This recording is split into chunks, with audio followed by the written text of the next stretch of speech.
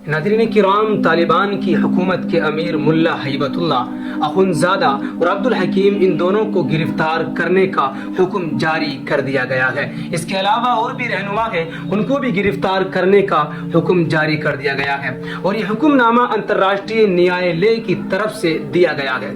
अंतर्राष्ट्रीय न्यायालय की तरफ से इल्जाम लगाया गया है, तालिबान के रहनुमाओं पर कहा है कि उन्होंने वहां पर औरतों की आज़ादी को छीना है, यानी अफगानिस्तान में औरतों की आज़ादी को छीना है, स्कूल को बंद कर दिया गया है और जो मुखालिफ लोग हैं उनको बुरी तरह से तालिबान की हुकूमत ने कुचला है।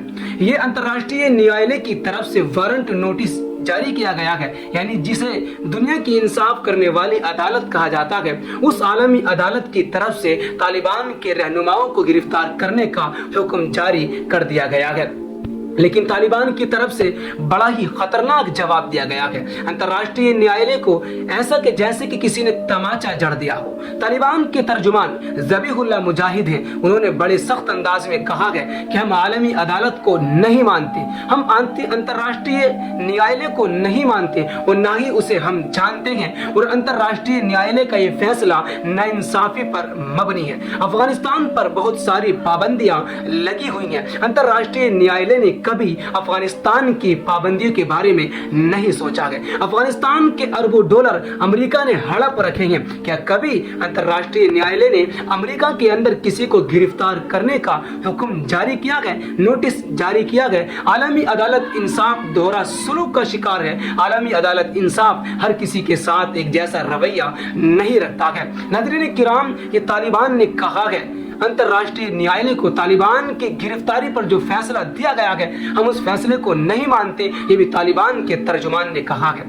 अगर इंसान की आज़ादी को छीना गया है, अगर इंसान के हुकूक को छीना गया है तो वो गज़ब है, लेकिन आलमी अदालत इंसाफ अंतर्राष्ट्रीय न्यायालय वहां पर कुछ नहीं कर पाता और पूरी तरह से खामोश है और तालिबान को गिरफ्तार करने की बात करते हैं।